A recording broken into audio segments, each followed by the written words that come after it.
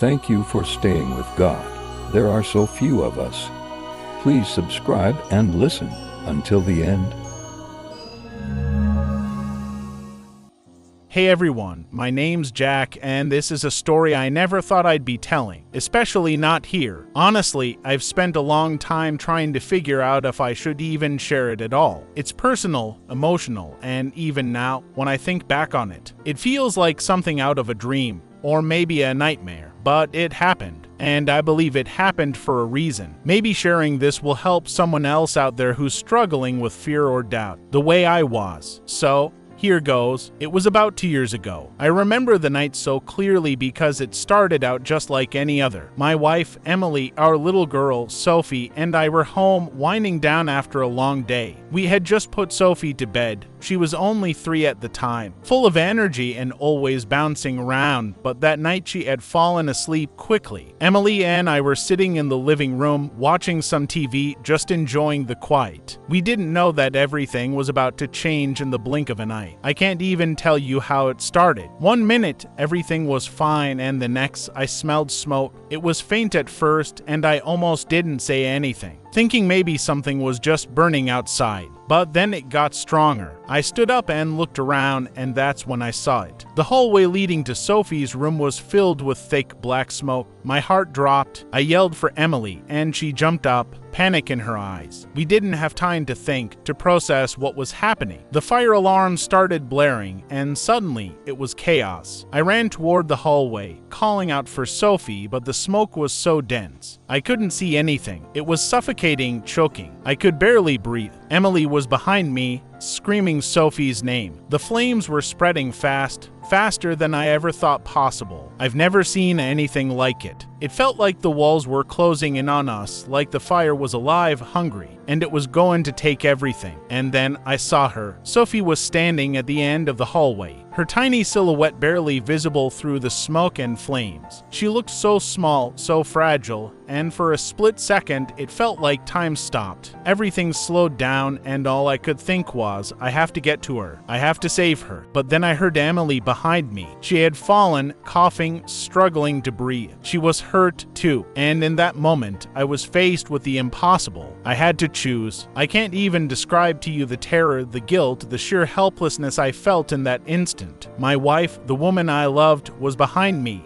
needing my help, and my little girl, my baby, was trapped in front of me, surrounded by flames. I didn't know what to do. I didn't know how to save them both. I started to panic. My mind was racing, my heart was pounding, and all I could hear was the crackling of the fire and their cries. It felt like I was in a nightmare, the kind where you can't move fast enough, where no matter how hard you try, you can't save the ones you love. I was frozen, paralyzed by fear and the overwhelming weight of what I had to do. How could I possibly make a choice like that? How could anyone? And then something happened. In the midst of the chaos, the flames, and the smoke, I saw something, or rather someone. At first, I thought it was just my mind playing tricks on me. Maybe it was the heat, the lack of oxygen, or the sheer terror I was feeling, but I swear to you, I saw a figure in the fire. It was unlike anything I've ever seen before. There, standing between me and Sophie, was a figure glowing with a light that was so bright, so pure it cut through the smoke like nothing else could. It was an angel. I know how that sounds. Believe me,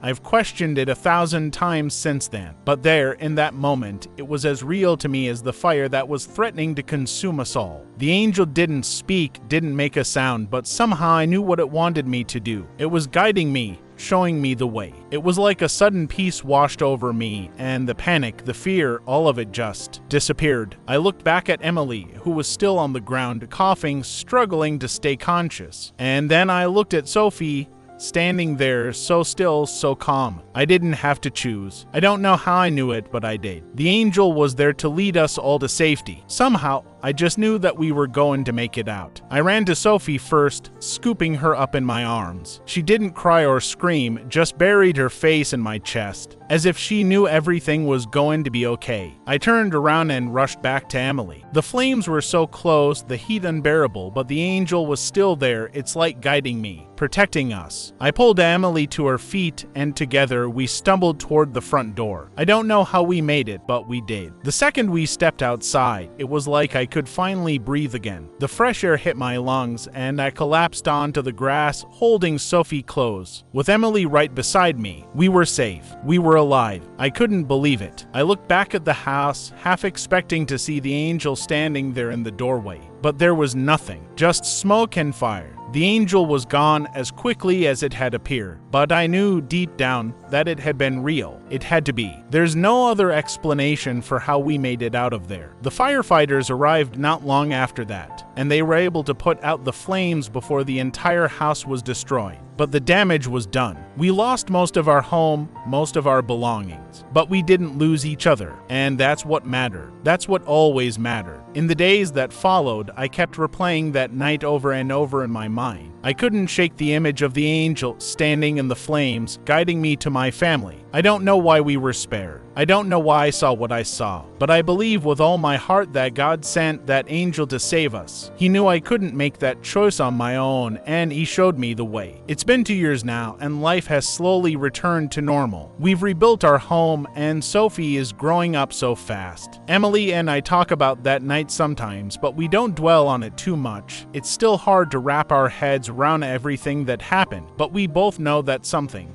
or someone, was watching over us that night. So, if you're reading this and you're going through something that feels impossible, something that makes you feel like you're drowning in fear or doubt, just know that you're not alone. Sometimes, when we're faced with the darkest moments, that's when God shows up in the most unexpected ways. He's there even when we can't see him, guiding us, protecting us, leading us to safety. Thanks for listening to my story. I hope it brings someone out there a little bit of hope, the way that angel brought hope to me and my family when we needed it most.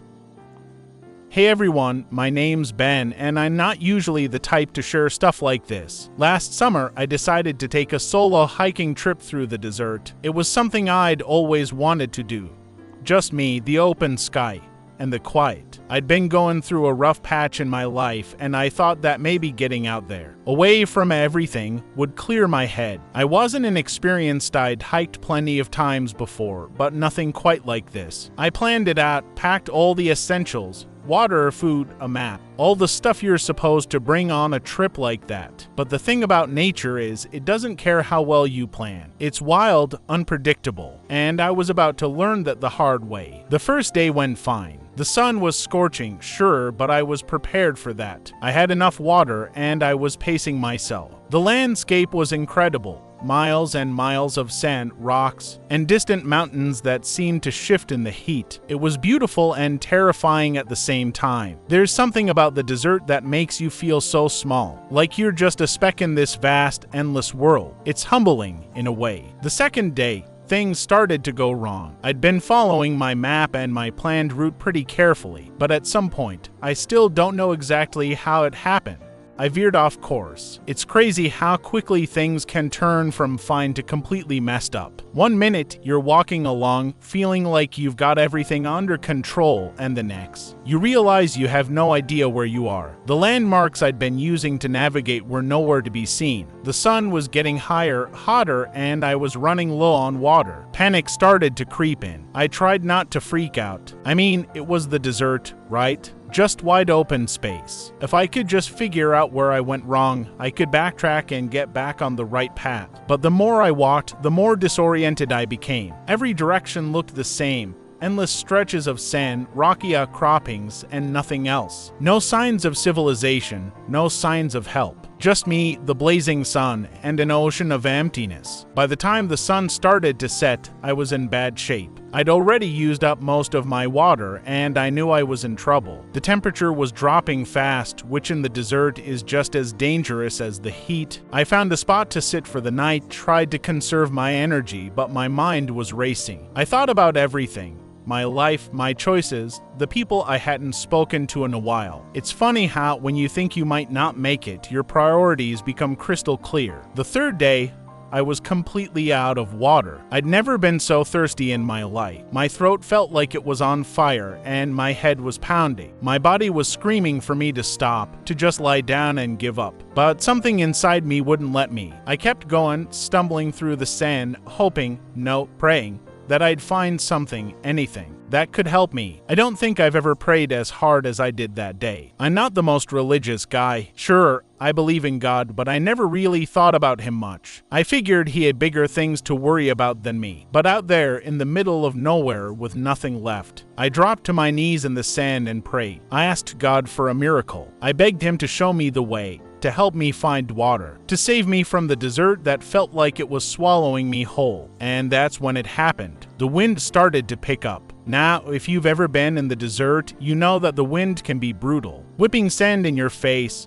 making it even harder to see where you're going. But this wind was different. It wasn't a violent gust, but more like a steady, purposeful breeze. It wasn't pushing me back. It was almost guiding me. At first, I didn't think much of it. I just kept walking, following the path that seemed to open up in front of me. The wind kept blowing, not strong enough to knock me off balance, but just enough to keep me moving in a specific direction. I don't know why, but I trusted it. I followed it, and after what felt like hours of walking, something incredible happened. I stumbled upon a small trail. Not one that was on my map, not one I'd ever heard of, but a trail nonetheless. It was faint, almost hidden in the sand, but it was there. I followed it, and soon enough I saw something in the distance. At first, I thought it was a mirage, my mind playing tricks on me. But as I got closer, I realized it was real. There, in the middle of the desert, was a tiny oasis. A small pool of water surrounded by a few scraggly trees. I couldn't believe it. I dropped to my knees, tears in my eyes, and drank the water like it was the sweetest thing I'd ever tasted. It was a miracle. There's no other way to describe it. I stayed there for a while, resting, recovering, trying to make sense of what had just happened. The wind had stopped as soon as I found the trail, like its job was done. I was still in shock, honestly. The chances of stumbling upon water like that in the desert are slim to none, especially when you're as lost as I was. But there it was, right when I needed it most. Eventually, I followed the trail out of the desert. It led me back to the main road, where I was able to flag down a car and get help.